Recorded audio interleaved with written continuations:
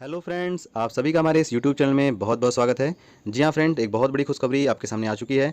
आप देख रहे होंगे एक बिहार में शिक्षक भर्ती दोबारा से फिर से आ गई है। जो भी व्यक्ति, जो भी कैंडिडेट ऐसे थे जो बीएड डिग्री धारित थे, जिनको प्राइमरी शिक्षक भर्ती में भाग नहीं लेने दिया गया, उनके लिए एक बहुत बड़ा सुनहरा मौका है। आप इसमें आवेदन करिए और अपनी सीट सुनिश्चित करिए और अपना भविष्य उज्जवल करिए। जी हाँ फ्रेंड्स, जो भी बीएड डिग्रीधारी हैं वो व्यक्ति इसमें फॉर्म डाल सकते हैं। तो ये उनके लिए एक बहुत ही सुनहरा चांस है जो कि बिहार सरकार द्वारा लाया गया है। तो मैं इस वीडियो के माध्यम से आपको बिल्कुल बताऊंगा कि किस प्रकार आपको आवेदन करना है, क्या क्या इंस्ट्रक्शंस हैं, एडवर्टीजमेंट में क्या क्या डेट दे रखी हैं, ये सारी डिटेल्स मैं आपको इसी वीडियो के माध्यम से बताऊंगा। तो कृपया इस वीडियो में अंत तक जरूर बने रहिए फ्रेंड्स। तो सबसे पहले मैं आपको लेके चलता हूँ बिहार की, जहाँ से शिक्षक भर्ती के लिए आवेदन हो रहा है, उसकी मेन साइट पे। तो इसके लिए मैं ले चलता हूँ आपको गूगल ब्राउजर में फ्रेंड्स। तो फ्रेंड्स, हम अपने गूगल ब्राउजर में आ चुके हैं। आपको सिंपली यहाँ पे आपको टाइप करना है ऑनलाइन बीपीएससी। ऑनलाइन बीपीएससी जैसे आप टाइप करेंगे तो यहाँ पे ये वेबसाइट आ जाएगी onlinebpsc.bihar.in।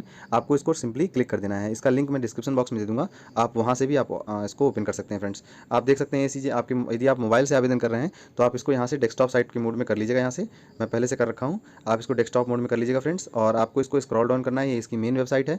आपको स्क्रॉल डाउन करके आप यहाँ पे आ सकते हैं। देखिए फ्रेंड्स, ये एक वैकेंसी निकली है, school teacher headmaster recruitment examination 5/11 से 14/11। ध्यान दीजिए फ्रेंड्स, तो यहाँ पे देखिए इंस्ट्रक्शन दे रखे हैं कि जो ऑनलाइन रजिस्ट्रेशन है वो 5/11 यानी 5 नवंबर से स्टार्ट हो गए हैं और ये 14 नवंबर तक रहेंगे। जी हाँ फ्रेंड्स, और साथ ही साथ में यदि आप आवेदन कर चुके हैं तो जो लेट फीस के साथ रजिस्ट्रेशन होगा वो 17 नवंबर तक रहेगा। तो आप 14 तारीख से पहले पहले बिना लेट फीस दिए इसमें आप रजिस्ट्रेशन कर लीजिए। देखिए इसमें 2 पार्ट हैं, पहले आपको रजिस्ट्रेशन करना है और फीस पेमेंट करनी है, इसके बाद आपको आवेदन करना है फ्रेंड्स। तो ये सारा प्रोसेस मैं आपको बताऊँगा और जो भी इसमें गाइडलाइन दी हुई है वो भी मैं आपको बताऊँगा फ्रेंड्स। तो इसके लिए सबसे पहले मैं ये जो डाउनलोड एडवर्टीजमेंट दे रखा है, आप इस एडवर्टाइजमेंट में जो भी मैंने इस पर क्लिक करूँगा और इसको ओपन करके जो भी इंस्ट्रक्शन है वो आपको बताता हूँ। मैं पहले से हाईलाइट करके रखा हूँ और साथ ही में जो इंस्ट्रक्शन है ऑनलाइन फिलिंग के वो भी बताऊँगा। इसके बाद मैं आपको ये फॉर्म अप्लाई करके दिखाऊँगा। तो सबसे पहले लेके चलते हैं एडवर्टीजमेंट फ्रेंड्स, जो कि मैं पहले से डाउनलोड कर चुका हूँ। तो फ्रेंड्स, ये इसकी पीडीएफ आप मेरे टेलीग्राम चैनल से भी ले सकते हैं, या आप चाहें तो जो मैंने आपको बताया वहाँ से मेन साइट से भी आप ये एडवर्टाइजमेंट डाउनलोड कर सकते हैं फ्रेंड्स। देखिए जो भी महत्वपूर्ण पॉइंट हैं वो पहले से मैंने हाईलाइट कर रखे हुए हैं। यहाँ पे पहले आप देख सकते हैं फ्रेंड्स, विद्यालय अध्यापक कुल 69,706 पद हैं टोटल, आप देख सकते हैं फ्रेंड। और जो मध्य विद्यालय हैं, जो 6 से 8 तक के बच्चे हैं, उनके लिए 31,982 पद हैं। और फ्रेंड्स, अलग अलग सब्जेक्ट्स के आप देख सकते हैं कि अलग अलग सब्जेक्ट्स में यहाँ पे कौन कौन से पद हैं। अनारक्षित के लिए, ईडब्ल्यूएस के लिए, अत्यंत पिछड़ा वालों के लिए, ये सब चीज़ें बताऊँगा। और ईडब्ल्यूएस कब तक मान्य होगा वो सारी इन्फॉर्मेशन मैं इसमें ही आपको बता दूँगा। तो आपको वीडियो से बिल्कुल बने रहना है और सारे इंस्ट्रक्शन आपको यहीं से मिल जाएंगे, आपको कोई भी वीडियो देखने की जरूरत नहीं पड़ेगी फ्रेंड्स। अब आप अगले में देख सकते हैं माध्यमिक 9 से 10 के लिए कुल 18,870 पद हैं। और ये इंस्ट्रक्शन आप 1 बाय 1 देख भी लीजिएगा, इतना डिटेल में बताने की जरूरत नहीं है, ये सब आप लोग तो देख ही लेंगे। मैंने मेन पॉइंट को ही हाईलाइट किया हुआ है। और आप देख सकते हैं फ्रेंड्स, जो 6 to 8 वाले हैं उनका मूल वेतन 31,000 होगा, यानी लगभग उनकी सैलरी 34-35,000 लगभग बनेगी। उसमें आचार्य वगैरह और जो भी महंगाई भत्ता वगैरह है वो सब जोड़ जाड़ के आपको लगभग कितना वेतन मिलेगा। और आप एक अराजपत्रित अधिकारी के रूप में यहाँ पे कार्यरत रहेंगे।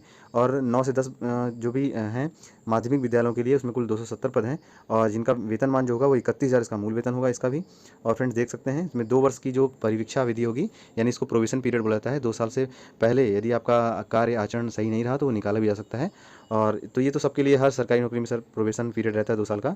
आप देख सकते हैं 11 से 12 के लिए कुल 18,570 पद हैं और इसका जो वेतनमान है वो 32,000 इसका मूल वेतन है फ्रेंड्स। तो आप देख सकते हैं कोई बहुत अंतर नहीं है 6 to 8 में और 11-12 में। और देखिए फ्रेंड्स, इसमें कुछ जहाँ तक कि बताया जा रहा है कि जो पद हैं वो बढ़ाए जा सकते हैं। तो यहाँ पे दिया भी है कि विज्ञापित जो पद जो हैं वो घट बढ़ सकते हैं। देखिए घटते बहुत कम ही हैं, बढ़ने के चांसेस ज़्यादा हैं, जो कि बिहार सरकार ने के जो मंत्री हैं, शिक्षा मंत्री, उन्होंने ये बताया भी है। और फ्रेंड्स आप देख सकते हैं कि जो मध्य विद्यालय है उनके लिए सीटेट पेपर सेकंड क्वालिफाई होना जरूरी है या बीटीईटी पास होना चाहिए। साथ ही साथ यहाँ पे देख सकते हैं एसटीईटी क्वालिफाई होना चाहिए उच्च माध्यमिक विद्यालयों के लिए। तो जो भी बीएड डिग्रीधारी हैं जिन्होंने सीटेट की क्वालिफाई किया हुआ है जूनियर के लिए, तो वो इसके लिए एलिजिबल हैं। और जिन्होंने एसटीईटी पास किया हुआ है वो 9-10 के लिए भी एलिजिबल हैं और 11-12 के लिए भी एलिजिबल हैं। लेकिन ऐसे अभ्यर्थी जिन्होंने केवल बीएड किया है और केवल सीटीईटी किया है, बिहार के द्वारा जो एसटीईटी कराया जाता है उसको क्वालिफाई नहीं किया है उन्होंने, तो वो केवल 6 to 8 के लिए ही एलिजिबल रहेंगे फ्रेंड्स। तो आप देख सकते हैं सीटीईटी के लिए जो आप जानते हैं लगभग 60% जो सामान्य के लिए पासिंग मार्क है, और जो ओबीसी वगैरह हैं, पिछड़ा वर्ग महिलाओं के लिए 55% जो है इसके लिए पासिंग मार्क है फ्रेंड्स। और इसमें आप देख सकते हैं ये सब चीज़ें तो आप जान ही जाएंगे फ्रेंड्स। इसके साथ साथ आप देख सकते हैं फ्रेंड्स, इसके आगे मैं आपको बता दूं, यहाँ पे दे रखा हुआ है, आपको नीचे लेके चलता हूँ। यहाँ पे 11-12 के लिए अलग अलग जो है ये डिग्रियाँ दे रखी हैं। तो आप अगर आप देखिए यहाँ पे अगर आप 11-12 के लिए डाल रहे हैं तो आपको बीएड करने की कोई ज़रूरत नहीं है। यदि आप कंप्यूटर विज्ञान के लिए अगर आप आवेदन करना चाहते हैं उसके लिए बीएड की ज़रूरत नहीं है। इसके लिए केवल ये जो अथवा करके दिए हैं ये अलग अलग आपके स्तर के चाहे ये अथवा करके दिया है। आप इसमें या इसमें से कोई एक आपके पास डिग्री होनी चाहिए। तो आप इसको देख लीजिए फ्रेंड। और मैं आपको जो मेन पॉइंट है वो आपको मैं बता दे रहा हूँ फ्रेंड्स। इसके बाद मैं नीचे आ जाता हूँ और फ्रेंड्स मैं आपको बता दूँ जो प्रधानाध्यापक यानी कि जो प्रिंसिपल का पद है उसके लिए एसटीईटी की कोई अर्हता की प्रावधान नहीं है। और आपको मैं बता दूँ इसमें नेगेटिव मार्किंग भी नहीं है फ्रेंड्स। जी हाँ, इसमें साफ साफ बता दिया है कि इसमें नेगेटिव मार्किंग नहीं रहेगी फ्रेंड्स। अब आप देख सकते हैं भाषा के लिए पेपरों की संख्या क्या होगी। देखिए प्रश्नों की कुल संख्या होगी आपकी 150। इसमें से 103 जो है भाग 1 में पेपर आएंगे, भाग 2 में 40 और भाग 3 में 80। टोटल जो है आपके 150 अंक का पेपर आपका होगा। 2.5 घंटे का समय दिया जाएगा और कुल अंक 150 होंगे, यानी एक क्वेश्चन का 1 नंबर होगा आपका। और आप देख सकते हैं इसको विस्तृत रूप से बता दिया है कि भाषा एक जो भाग 1 है जो 30 नंबर का है उसमें क्या क्या आएगा फ्रेंड्स, ये देख सकते हैं। जो भाग 2 है उसमें क्या क्या आएगा, भाग 3 में क्या क्या आएगा, भाग 3 में और अन्य चीज़ों में क्या आएगा। तो आप ये देख सकते हैं फ्रेंड्स। तो एनसीईआरटी और एससीईआरटी की भी चीज़ें आएंगी, तो इसको आप देख लीजिएगा फ्रेंड। और भाषा जो पेपर सामान्य अध्ययन विषय है वो उसमें भी देख सकते हैं। ये 9 to 10 के लिए है और नीचे वाला 11 to 12 के लिए है। तो आप यहाँ से सिलेबस अपना देख लीजिएगा फ्रेंड। और इसमें साफ साफ दिया हुआ है कि इसमें नेगेटिव मार्किंग नहीं होगी। और इसके बाद इसमें जो भी मेन पॉइंट है मैंने इसको हाईलाइट कर दिया है फ्रेंड। और आप देख सकते हैं जो आरक्षित जो कोटि है उसका अलग अलग यहाँ पे कोटि कोड दिया हुआ है। तो आप यहाँ से कोटि जो कोड है वो भी आप देख सकते हैं, जो भी कोटि क्रमांक के अनुसार। तो इसको भी आप नोट कर लीजिएगा। फॉर्म भरने में यदि जरूरत पड़ती है तो आप इसको फिल कर लीजिएगा फ्रेंड्स। इसके बाद देखिए फ्रेंड्स यहाँ पे दिया हुआ है कि इसमें जो भी लोग ईडब्ल्यूएस प्रमाण पत्र के लिए अप्लाई कर रहे हैं, जो भी इकोनॉमिकल वीकर सेक्शन के अंतर्गत आते हैं, उनके पास 2022 और 23 के वित्तीय वर्ष का यानी मार्च 2022 से लेकर के अप्रैल 2023 के बीच का ही आपके पास ईडब्ल्यूएस सर्टिफिकेट होना चाहिए, तभी आप ईडब्ल्यूएस के लिए आप अप्लाई कर सकते हैं। तो फ्रेंड्स उस कैटेगरी में अप्लाई तभी कर पाएंगे आप। और साथ ही साथ में आप देख सकते हैं यहाँ पे कि जो भी व्यक्ति जिनका आधार और मोबाइल नंबर लिंक नहीं है उनको बायोमेट्रिक के लिए 750 के अतिरिक्त उनको 200 रुपये और देना पड़ेगा। तो यदि आपका बायोमेट्रिक में यदि आपका आधार और मोबाइल नंबर लिंक नहीं है तो उसको 50 रुपये देकर के लिंक करवा लीजिए, नहीं तो आपको इसके लिए 200 रुपये और बहुत सारे जो है इंस्ट्रक्शन वगैरह फॉलो करने पड़ जाएंगे। तो आपको काफ़ी तामझाम करना पड़ जाएगा, इसलिए आप पहले से ही आधार में अपना मोबाइल नंबर लिंक करवा लीजिए ताकि आपको इससे 200 रुपये की शुल्क से आप बच सकते हैं। और वैसे तो आप यहाँ पे शुल्क वगैरह जानते ही होंगे, 750 रुपये लग रहा है। और यहाँ पे सबसे मुख्य जो है निर्देश ये दिए गए हैं। जो भी रजिस्ट्रेशन का प्रोसेस है वो रजिस्ट्रेशन आपका 5 नवंबर से 14 नवंबर तक रहेगा। और साथ ही साथ यहाँ पे देखिए जो लोग रजिस्ट्रेशन से लेट हो जाएंगे यानी 14 तारीख के बाद जो रजिस्ट्रेशन करेंगे उनको जो भी भुगतान है वो विलम्ब शुल्क के साथ उनको रजिस्ट्रेशन लिया जाएगा, वो भी 17 तारीख तक।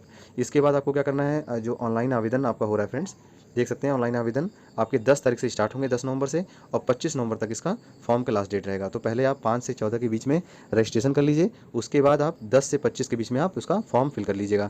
तो 2 स्टेप में इसका फॉर्म फिल किया जाएगा फ्रेंड। तो सबसे पहले आप रजिस्ट्रेशन कर लीजिएगा इसके बाद, और जो भी आपके कागजात हैं जैसे आधार कार्ड है या बीएड डिग्री है, हाई स्कूल की मार्कशीट है, इंटर की मार्कशीट है, ग्रेजुएशन है, इन सब की फोटो लेकर के आप इसको पीडीएफ में कन्वर्ट कर लीजिएगा फ्रेंड। यदि आपको पीडीएफ में कन्वर्ट करना नहीं आता है तो मैंने इसमें पहले से इसमें एक वीडियो बना रखी है कि कैसे हम फोटो को पीडीएफ में कर सकते हैं या फोटो के साइज़ को कैसे कम ज़्यादा कर सकते हैं। क्योंकि देखिए इसमें फ़ोटो भी अलग अलग केबी की अपलोड होगी।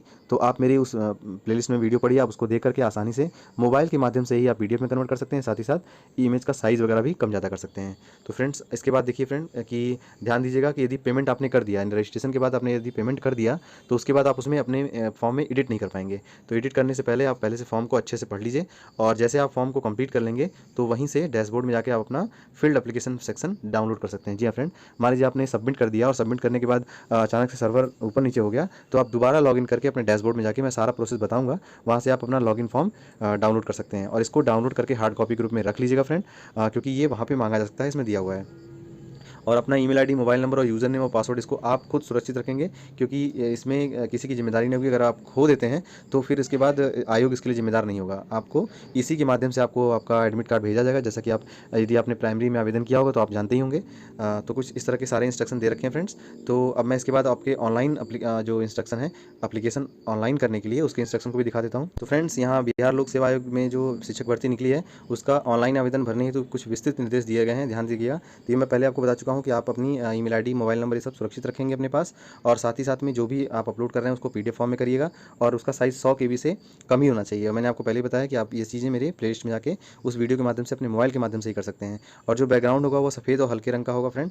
और जो भी आपकी फ़ोटो होगी ध्यान रखिएगा, दोनों कान दिखने चाहिए, दोनों कंधे दिखने चाहिए। और जो आपकी जो फ़ोटो होगी वो आपकी 15 केबी के आसपास की होगी, 15 केबी से कम होनी चाहिए। और साथ साथ हिंदी और अंग्रेजी हस्ताक्षर स्कैन्ड इमेज या तो जेपीजी में हो या जेपीईजी में हो, ये इस डायमेंशन में होना चाहिए, 220x100 पिक्सल के रूप में। तो ये सारी चीज़ें आप वहाँ से मैंने जो बताया वहाँ से आप कर सकते हैं। इसके बाद आप आवेदन करेंगे फ्रेंड, पेमेंट कर दीजिएगा। पेमेंट आप ऑनलाइन ही मोड से करेंगे।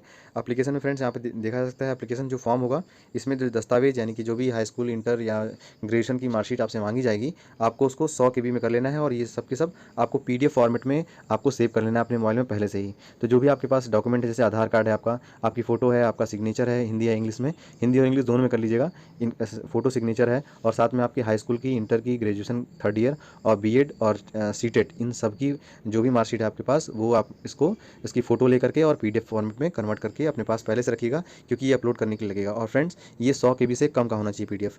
तो ये सारे इंस्ट्रक्शन आप देख लिए हैं। अब मैं लेके चलता हूँ आपको अप्लाई ऑनलाइन करने के लिए, कि कैसे हम रजिस्ट्रेशन करेंगे, उसका सारा प्रोसेस मैं आपको बताता हूँ। तो अब चलते हैं हम अपनी मेन साइट पे जहाँ से ये आवेदन हो रहा है। फ्रेंड्स थोड़ा सा वीडियो लंबी हो गई इंस्ट्रक्शन बताने में, लेकिन जो भी इंस्ट्रक्शन थे वो बहुत ही यूज़फुल थे। यदि आप नहीं जानेंगे तो आप फॉर्म भरने में गलती कर सकते हैं, या फिर फॉर्म भरने के बाद आप काफ़ी मुसीबत का सामना कर सकते हैं, फॉर्म रिजेक्ट भी हो सकता है। इसलिए इंस्ट्रक्शन को पढ़ना बहुत ही ज़रूरी है। अब मैं आपको अप्लाई ऑनलाइन कैसे करेंगे इसके प्रोसेस के बारे में बताता हूँ फ्रेंड्स। तो आप क्या करेंगे, अप्लाई ऑनलाइन वाले ऑप्शन पर क्लिक कर देंगे। यहीं पर जैसे इसको क्लिक करेंगे तो कुछ इस तरह का एप्लीकेशन आपके सामने ओपन हो जाएगा। फ्रेंड्स आप देख सकते हैं यहाँ पे क्या क्या फिल करना है। आपको यहाँ पे अपना फर्स्ट नेम यहाँ डाल देना है, यहाँ पे मिडिल नेम और यहाँ पे लास्ट नेम। जैसे मान लीजिए किसी का नाम राम प्रताप सिंह है, तो आप राम यहाँ लिखेंगे, प्रताप यहाँ और सिंह यहाँ लास्ट में। इसके बाद आपको अपने फादर का नेम लिखना है, और यदि हस्बैंड है, यदि विवाहित महिलाएं हैं तो अपने हस्बैंड का नेम यहाँ लिखेंगी, अपने मदर का नेम लिखना है। और यहाँ पे आप आधार कार्ड ही सेलेक्ट करिएगा फ्रेंड, क्योंकि मैंने आपको बताया बायोमेट्रिक के लिए आपको 200 रुपये अतिरिक्त चार्ज देना पड़ जाएगा वहाँ पे। और इसके साथ साथ में अपना आधार कार्ड जो भी है उसका पीडीएफ फॉर्मेट में कर लीजिएगा, और यहाँ से आप अपलोड कर सकते हैं फ्रेंड। इसके बाद दिया है are you citizen of India, तो आप यस पे क्लिक करेंगे। और यहाँ पे आप यदि आप परमानेंट रेजिडेंट हैं बिहार के तो यस करेंगे, अदरवाइज नो पे क्लिक कर दीजिएगा। देखिए फ्रेंड्स यदि आप नो करते हैं तो आपको आरक्षण का लाभ नहीं मिलेगा, आपको जनरल में ही काउंट किया जाएगा फ्रेंड। तो कोई दिक्कत नहीं है। आप यदि उत्तर प्रदेश या अन्य राज्य से हैं, यदि बिहार में आप फॉर्म डाल रहे हैं तो आप यहाँ पे नो करेंगे तो आप जनरल में काउंट किए जाएंगे फ्रेंड्स। इसके बाद आपकी जो भी कैटेगरी है वो ईडब्ल्यूएस वगैरह जो भी है वो आप यहाँ पे फिल कर लीजिएगा। और इसके बाद में आप मैरिड हैं कि नहीं, ये आपकी मैरिटल स्टेटस, जेंडर वगैरह ये सारी चीज़ें तो आप फिल कर लेंगे। हाँ फ्रेंड्स यदि पीडब्ल्यूडी है और 40% से आपका डिसेबिलिटी ज़्यादा है तो आप यहाँ पे यस पे क्लिक करेंगे फ्रेंड्स। इसके बाद आप ध्यान से देख सकते हैं जो भी डिसेबिलिटी का क्राइटेरिया है आप यहाँ से चूज़ कर सकते हैं। यदि आप एक्स सर्विसमैन हैं यानी कि भूतपूर्व सैनिक हैं तो यस करिए, अदरवाइज नो कर दीजिएगा। पंचायती राज संस्था एवं नगर निकाय संस्थागत नियुक्त एवं कार्यरत शिक्षक, देखिए बिहार सरकार में कुछ ऐसे पंचायती राज संस्था के तौर पे वहाँ पे नियुक्त किया गया था संविदा पे। यदि आप संविदा टीचर हैं तो आप यहाँ पे यस पे करिएगा, अदरवाइज नो कर दीजिएगा फ्रेंड्स। और यहाँ पे आप ध्यान से देख सकते हैं, आपको यदि आप यस करेंगे तो आपको वहाँ का डेजिग्नेशन जो आपका पद है वहाँ पे, और किस स्कूल का क्या नाम है और किस डिस्ट्रिक्ट में आप हैं वो सब दर्ज करना पड़ेगा फ्रेंड्स। अब ध्यान से देख सकते हैं फ्रेंड्स, ये आपका शैक्षणिक योग्यता है। आपको इसमें क्या करना है, इसमें आपको बीएड इस वाले पे टिक कर देना है फ्रेंड। और यदि मान लीजिए आप 11th 12th के लिए कंप्यूटर के लिए आवेदन कर रहे हैं तो आप इस पर टिक कर देंगे। संगीत के लिए आवेदन कर रहे हैं, क्योंकि देखिए इनमें बीएड की डिग्री कंप्यूटर विज्ञान के लिए और संगीत के लिए बीएड होना जरूरी नहीं है फ्रेंड। संगीत के लिए या विशेष अध्यापक के लिए कर रहे हैं तो जिसमें के लिए आप आवेदन कर रहे हैं यहाँ पे आप टिक कर दीजिएगा। यदि बीएड धारी हैं तो आप इसको क्लिक कर दीजिएगा, 6 to 8 के लिए कर रहे हैं तो। इसके साथ साथ में आपने क्या किया है कि आपने यहाँ पे सीटेट किया है तो आप पात्रता परीक्षा पे आप क्लिक कर देंगे। केवल दक्षता परीक्षा नहीं, पात्रता परीक्षा प्लस दक्षता परीक्षा ये दोनों आपने क्वालिफाई कर रखी है, तो आप ये इस पर क्लिक कर दीजिएगा फ्रेंड्स। फ्रेंड्स ये पॉज हो गया था, एक बार दोबारा देख लीजिएगा। यहाँ पे देख सकते हैं कि लैंग्वेज में आप क्या करेंगे, यहाँ पे हिंदी, इंग्लिश या उर्दू में से कोई लैंग्वेज सेलेक्ट कर लेंगे। आपको यहाँ पे अपना डेट ऑफ बर्थ फिल कर देना है फ्रेंड। इसके बाद ध्यान से देख सकते हैं, इसके बाद नीचे आप अपना एड्रेस डाल देंगे। और ध्यान से देखिएगा फ्रेंड, यहाँ पे दिया गया है कि आप जो एडवर्टीजमेंट दिया गया है उसमें जो भी योग्यता दी गई है आप उसको धारित करते हैं तो आप यस पे क्लिक करिएगा। यदि नो पे क्लिक कर देंगे तो आपका अभ्यर्थना निरस्त कर दिया जाएगा। और यहाँ पे अपना ईमेल एड्रेस दोनों में फिल करेंगे और वेरीफाई बटन पे क्लिक करेंगे तो आपके मोबाइल नंबर पे एक लिंक भेजा जाएगा, आपको उस पर क्लिक कर देना है। ओटीपी के माध्यम से आप उसको भी वेरीफाई कर लेंगे। और यहाँ पे आपको मोबाइल नंबर डालना है। जैसे मोबाइल नंबर डालने के बाद आप गेट मोबाइल ओटीपी पे क्लिक करेंगे तो आपके मोबाइल नंबर पे ओटीपी भेजा जाएगा, वो ओटीपी आप यहाँ फिल कर दीजिएगा। और इसके बाद ये कैप्चा आप यहाँ, ये जो कैप्चा दिया है इसको आप यहाँ फिल कर देंगे। फिल करने के बाद आप यहाँ पे सबमिट रजिस्ट्रेशन फॉर्म पे क्लिक कर देंगे। फ्रेंड ध्यान दीजिएगा, जब तक आप फीस पेमेंट नहीं कर देते हैं उससे पहले आप एडिट कर सकते हैं अपने फॉर्म में, तो कृपया अपने दस्तावेज को ध्यान में रख करके ही फॉर्म फिल करें, क्योंकि जब अभ्यर्थी एक बार सेलेक्ट हो जाते हैं तो डॉक्यूमेंट वेरिफिकेशन में बहुत दिक्कतों का सामना करना पड़ता है, एफिडेविट वगैरह और बहुत सारे तामझाम करने पड़ते हैं। तो कृपया थोड़ा समय निकाल करके अपने दस्तावेज से बिल्कुल बिल्कुल सही इन्फॉर्मेशन ही फिल करें। इसके बाद सबमिट रजिस्ट्रेशन फॉर्म पे क्लिक करेंगे तो आपका रजिस्ट्रेशन नंबर आपको प्राप्त हो जाएगा, और रजिस्ट्रेशन नंबर प्राप्त करने के बाद, इतना करने के बाद मैं आपको फ्रेंड्स आगे बताता हूँ क्या क्या करना है। इसके बाद आपको करना ये है कि इसके बाद आपको इसमें फ़ीस पेमेंट करनी है। जो भी फ़ीस पेमेंट है, जिस कैटेगरी के आप हैं उस कैटेगरी का आपका फ़ीस पेमेंट आ जाएगा। यदि आप अदर स्टेट के हैं तो आप जनरल के ही की फ़ीस पेमेंट करेंगे, यानी जो कि 750 प्लस बैंक जीएसटी जो भी रहेगा वो आपको फ़ीस पेमेंट करना है। फ़ीस पेमेंट करने के बाद आपका रजिस्ट्रेशन प्रोसेस हो जाएगा। इसके बाद जब 10 तारीख से मेन फॉर्म सबमिट करने का स्टार्ट होगा तो मैं आपको फिर से एक नई वीडियो लाऊंगा, कैसे फॉर्म सबमिट किया जाता है उसके बारे में आपको बताऊंगा। तो तब तक के लिए आशा है कि आपको मेरी सारी जानकारी अच्छी लगी हो। थोड़ी वीडियो लंबी हो गई है, लेकिन मैंने सभी इन्फॉर्मेशन जो है उसको एक ही वीडियो में कंप्लीट करने का प्रयास किया है फ्रेंड। तो यदि आपको ये वीडियो अच्छी लगी हो तो कृपया मेरे चैनल को लाइक करिए, शेयर करिए और सब्सक्राइब करना ना भूलिए फ्रेंड। मिलते हैं अगली वीडियो में, जब नया रजिस्ट्रेशन प्रोसेस शुरू हो जाएगा 10 नवंबर से, तो मैं नई वीडियो बनाऊंगा। तब तक के लिए जय हिंद।